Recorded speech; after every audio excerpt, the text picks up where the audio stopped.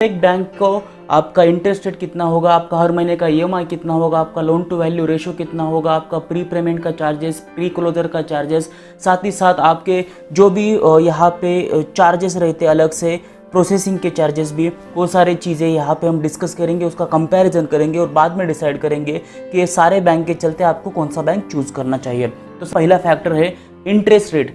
देखो दोस्तों, interest rate एक सबसे इंपॉर्टेंट फैक्टर है, क्योंकि उसी के चलते आपको पता चल जाता है कि आपको जो लोन पेमेंट करना है वो कितना ज़्यादा तक करना पड़ेगा। यानी कि अगर देखा जाए तो 0.5% का भी अगर इंटरेस्ट रेट में डिफरेंस है तो भी बहुत ज़्यादा है। क्योंकि यहाँ पे मैं एक सिंपल एग्जांपल ले रहा हूँ, अगर आप 30 लाख का लोन लेते हो और 8.5% के हिसाब से कर लेते हो तो आपका सिर्फ इंटरेस्ट का जो अमाउंट है वो 32,48,327 रुपीज़ हो जाता है, और 8% के हिसाब से अगर कैलकुलेट करते हो तो 30,22,368 रुपीज़ होता है। यानी कि सिर्फ 0.5% के डिफरेंस से 30 लाख के लोन के लिए आपके 2,25,959 रुपये सेव होते हैं।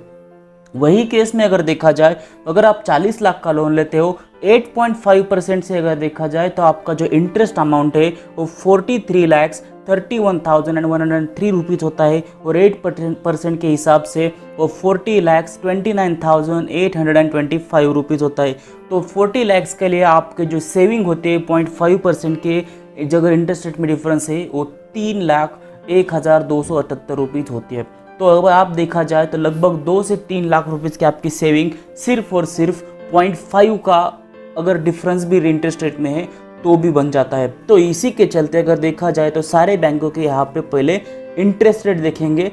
तो इंटरेस्ट रेट की बात अगर की जाए तो यहाँ पे सबसे ऊपर जो 8 नंबर पे मैंने लिखा है वो आईसीआईसीआई बैंक, जिसका मिनिमम इंटरेस्ट रेट 7.7% से लेके 8.5% तक है। एचडीएफसी का इंटरेस्ट रेट 7.5% मिनिमम है और मैक्सिमम 8.25 है। स्टेट बैंक ऑफ इंडिया का मिनिमम इंटरेस्ट रेट 7.35% है और मैक्सिमम जो है 7.85। और यहाँ पे एक बात नोट कर लीजिएगा, ये जो सारे इंटरेस्ट रेट है, जैसे ही आरबीआई अपना interest rate, repo rate, reverse repo rate कम या ज़्यादा करता है उसी हिसाब से चेंज होते रहते हैं। तो आज की डेट में जब मैं वीडियो रिकॉर्डिंग कर रहा हूँ, यानी कि आज 31 मई को ये इंटरेस्ट रेट कैलकुलेट किए गए हैं, जिसके चलते अगर आप 4 महीने 6 महीने बाद देखोगे तो इसमें थोड़े बहुत या तो ज़्यादा या फिर कम होने के चांसेस है। तो लेकिन आज के हिसाब से यहाँ पे कंपैरिजन कर रहे हैं। सेंट्रल बैंक ऑफ इंडिया का मिनिमम इंटरेस्ट रेट है 7.25%, मैक्सिमम है 7.35%। बैंक ऑफ इंडिया का मिनिमम है 7.25 और मैक्सिमम है 7.55%। पंजाब नेशनल बैंक का मिनिमम इंटरेस्ट रेट है 7.2% और मैक्सिमम है 7.8%। यूनियन बैंक का मिनिमम इंटरेस्ट रेट है 7.1% और मैक्सिमम है 7.55%। और बैंक ऑफ बड़ौदा का अभी के हालात में सबसे कम इंटरेस्ट रेट मिनिमम है वो 6.85% से लेके 7.85%।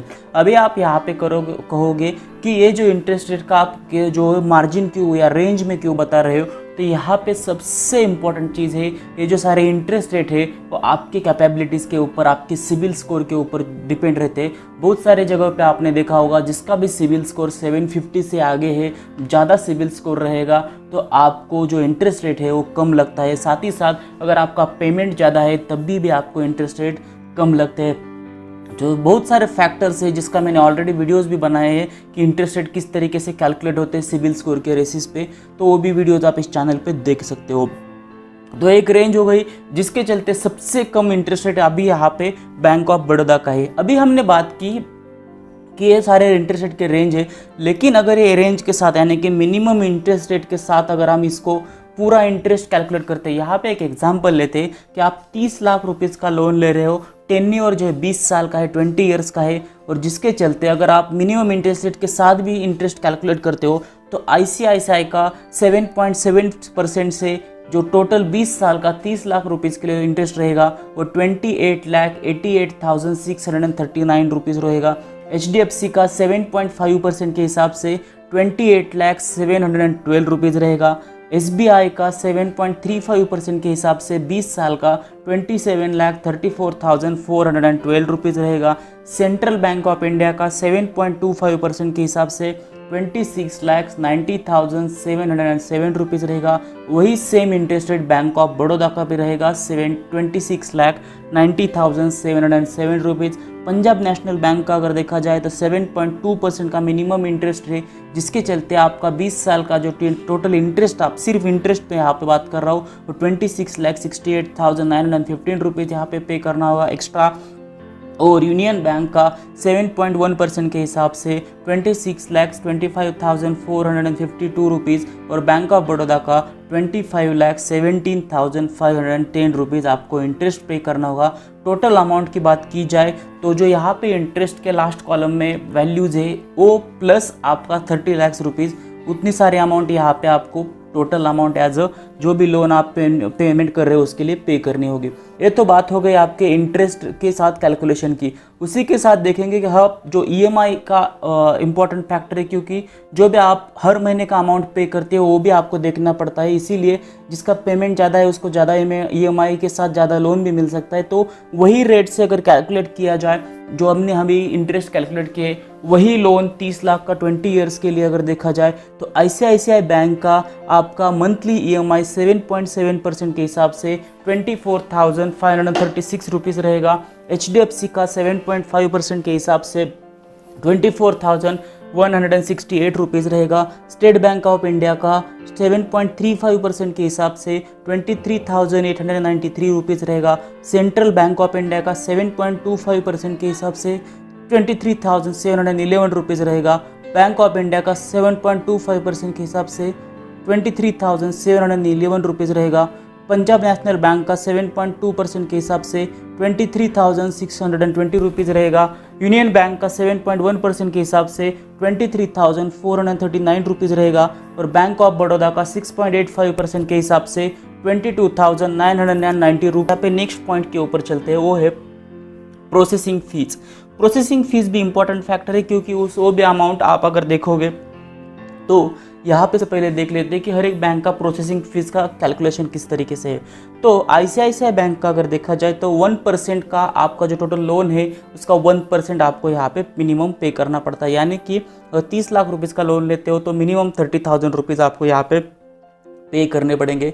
एचडीएफसी बैंक का 0.5% है, यानी कि आपको 15,000 रुपीज़ पे करने पड़ेंगे। स्टेट बैंक ऑफ इंडिया का 0.35% से लेके 0.5% है, तो आपको 10,500 रुपये बनते हैं, लेकिन मैक्सिमम जो लिमिट है वो 10,000 है। सेंट्रल बैंक ऑफ इंडिया का 0.5% के हिसाब से 15,000 रुपीज़ है। बैंक ऑफ इंडिया का 0.25% के हिसाब से 7,500 रुपीज़ है। और पंजाब नेशनल बैंक का 0.35% के हिसाब से 10,500 रुपीज़ है। यूनियन बैंक का आपका 0.5% के हिसाब से 15,000। ये जो कैलकुलेशन लास्ट कॉलम में किए गए हैं वो सारे के सारे 30 लाख रुपीज़ का अगर आप लोन लेना चाहते हो उसके लिए है। अगर आपका लोन का अमाउंट ज़्यादा है या कम है उस हिसाब से यहाँ पे आप कैलकुलेशन कर सकते हो। बैंक ऑफ बड़ौदा का यहाँ पे 15,000 रुपीज़ है, क्योंकि जो प्रोसेसिंग फ़ीस है वो 0.5% है। उसके साथ साथ आपको अलग से लीगल चार्जेस और जीएसटी भी पे करना होता है, उसके भी आप जानकारी पहले एक बार ले लीजिएगा। उसके साथ साथ अगर देखा जाए तो नेक्स्ट वैल्यू है लोन टू वैल्यू रेशो, यानी कि ये रेशो क्या होता है कि आपका प्रॉपर्टी की जो प्राइस है उसके चलते आपको कितनी अमाउंट मिलेगी। तो एक सिंपल से अगर बात की जाए, अगर आपके प्रॉपर्टी की प्राइस 30 लाख रुपीज़ है तो उसके 80% अगर आपका एलटीवी है तो आपको 24 लाख का आपको यहाँ पे लोन मिलेगा। अगर आपके प्रॉपर्टी की प्राइस 30 लाख रुपीज़ है, आपको एलटीवी अगर 90% मिल रहा है तो आपको 27 लाख रुपीज़ मिलेगा। तो कितना परसेंट का एलटीवी है तो यहाँ पे हर एक बैंक का देख लेते हैं। तो एलटीवी आईसीआईसीआई बैंक का अगर आप 20 लाख रुपीज़ तक का लोन लेते हो तो 90% है, उसके ऊपर के लिए 80% है। एचडीएफसी बैंक का भी 20 लाख रुपीज़ के लिए 90% है, उसके ऊपर 80% है। और एसबीआई का 90 और 80 है। उसके साथ साथ अगर देखा जाए तो central bank of India, Punjab national bank, union bank of India, bank of Baroda, इनके सारे के 30 लाख रुपीज़ तक के जो वैल्यूज़ है वो 90% है। इसीलिए यहाँ पे 20 और 30 लाख रुपीज़ में 90% लिखा है। और 30 लाख से लेके 75 लाख तक के जो अगर लोन लेना चाहते हो तो आपको 80% मिलता है। तो 30 लाख रुपीज़ के अगर ऊपर लोन जाता है तो इन बैंकों में आपको 80% का एलटीवी मिलता है। वो प्री क्लोजर फीस और प्री पेमेंट फीस, तो वह भी तो अगर पहले कुछ 5-10 साल पहले आपने लोन लिया होगा तो उस समय प्री क्लोजर के कुछ चार्जेस रहते थे। प्री पेमेंट के लिए भी बहुत सारे बैंक्स एक्स्ट्रा से 0.2%, 2%, 1% इस तरीके से आपको प्री पेमेंट के भी चार्जेस लेते थे। लेकिन अभी आरबीआई के रूल के हिसाब से बहुत सारे बैंकों के अगर देखा जाए तो फ्लोटिंग रेट से अगर आप लोन ले रहे हो तो आपको प्री क्लोजर या प्री पेमेंट के कोई चार्जेस नहीं लगते। लेकिन अगर आपका लोन पहले से ही फिक्स्ड पेमेंट पे या फिक्स्ड चार्ज के हिसाब से है या फिर फिक्स्ड इंटरेस्ट रेट के हिसाब से है तो आपको लगभग 1 से 2% के अमाउंट लगते हैं।